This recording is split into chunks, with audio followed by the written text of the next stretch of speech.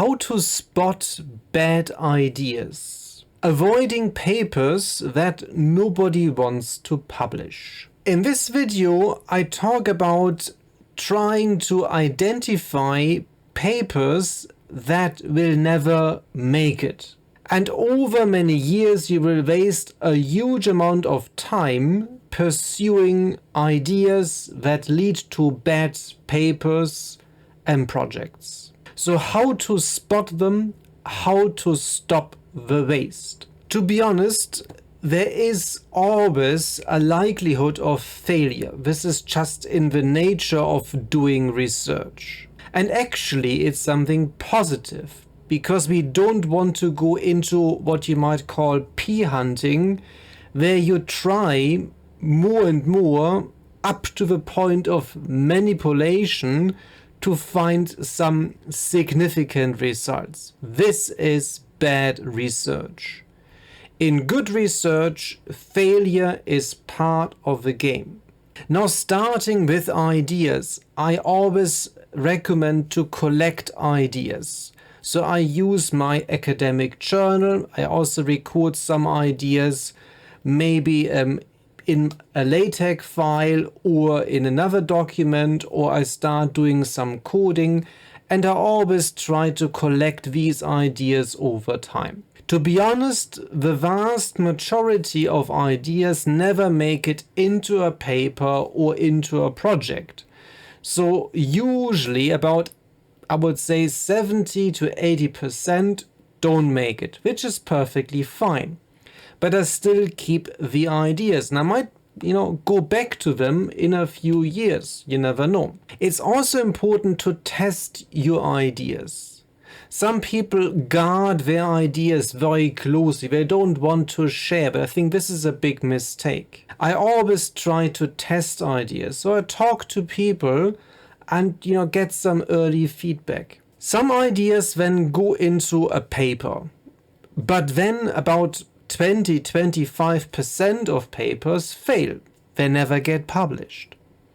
At least this is based on my experience. Now, what are the main reasons for that? Very often it's just a lack of strong empirical evidence. So when you do empirical work and you run your models, and it's not very clear what's going on in the data, you don't have any strong evidence. A lack of contribution is another important factor. Again, of course, these two are interrelated, but very frequently you just after a while realize, honestly, I don't know what the real contribution is in this particular case. And finally, someone else has done it. Now, this is again something, of course, you try to avoid by understanding the literature. But increasingly, it's getting very competitive. So you have lots of people working on similar topics at the same time. So it's not always easy to know exactly when things are published. And someone else might literally just publish the same idea. The key question I did ask myself a few years ago is there any pattern? Can we predict failure? Of course, I'm an empirical guy, so that's an obvious question to ask. So I developed a checklist. And nowadays, before I start actually writing the paper, I go through this list and try to identify whether it makes sense or not. I tend to use 3 categories. So one is neutral in the middle, one is negative, and one is positive. I also sometimes do color coding. So it makes it a bit more fun. Now, what are the red flags, so to speak? So when I go through my checklist, I focus on a few areas. First, on topic, because topic choice really matters. Number 1 for me is to ask myself, do I have a track record on the topic? So have I published in this area before? If the answer is no, I have to really question myself, is it a good idea to go into this area? The answer might be yes if my co-authors have done some work in the area. So I can basically use their expertise to get into this area. Does the topic excite me? Again, it's important. You need to motivate yourself, but if you don't like the topic, it might not be a good idea to write a paper about it. Is it urgent? Is there an urgency of a topic? Is it in fashion? Again, of course, these things, they keep changing. So you have to look into recent papers and see what gets published. Most importantly, do I know the literature? Yeah, so if I don't know the literature very well on this particular topic, I might find it very difficult to position my work. Can I learn new skills? Again, that's maybe relevant. Is the paper linked to a research project? So put differently, is there some money attached to it? Then I look at contributions. Yeah, so looking at these questions, I simply ask myself these questions. Does the paper, does the project make any contribution in terms of theories? Is there any theory development? It doesn't have to be, it could be just empirical. So when I go through the list further, so is it cross-country data? Because I know empirically cross-country data, so having several countries included, increases the chances of getting published. Nowadays, focusing on a single country is usually a bad idea. Is the data set unique? Do we collect our own data? Do we develop a new method? Are there important policy recommendations? And finally, are the findings novel? Yeah, so you don't have to tick all the boxes, but you certainly have to tick some of them. When I go into co-authors, because in most papers, virtually all the papers, I work with other people. And again, I ask myself, looking at the co-authors, do they have successful papers projects in the past? Is there a track record of publishing on that particular topic? Have they published in top journals? And also, most importantly, do they actually contribute? Because quite frequently you start a paper and you notice that some of your co-authors just don't do anything. Well, it might also apply to me. So sometimes it's best to be honest about it and just say, okay, well, if there is no significant contribution, best to move on. And then it's about, of course, collecting feedback. Of course, when you are already in a stage of writing, so it's a little bit too late in a way, but sometimes you have to think, okay, do I continue submitting the same paper over and over again to the next and next journal, hoping that eventually it gets published.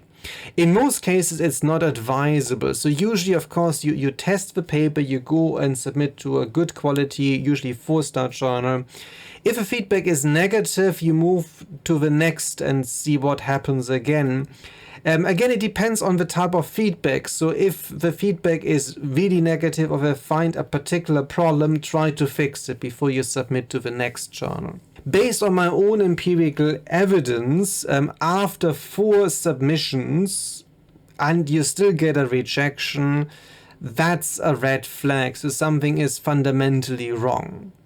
Look at the feedback. Is it consistent? Is it always negative? Are there some pros? Are there some cons? Look into this. And finally, are there any good publication options left? Yeah, so at one point you're down the ranks and you look for output possibilities and you end up with journals you never knew they existed, and usually at this point it's time to stop and move on. When should you stop? And I think that's an interesting question to ask. I think it's always a tricky one, because in terms of psychology, humans have a tendency to continue, and the idea behind this, of course, is the idea of sunk costs. So once you invest a lot of energy, which you will, into an idea, into a paper, maybe even years of your life, you want to continue because you kind of say, I already spent so much time on it. The problem is that is past tense. The time is spent. You never get it back. To be honest, it's better to cut your losses and move on. It's hard to do, but it's the right thing to do.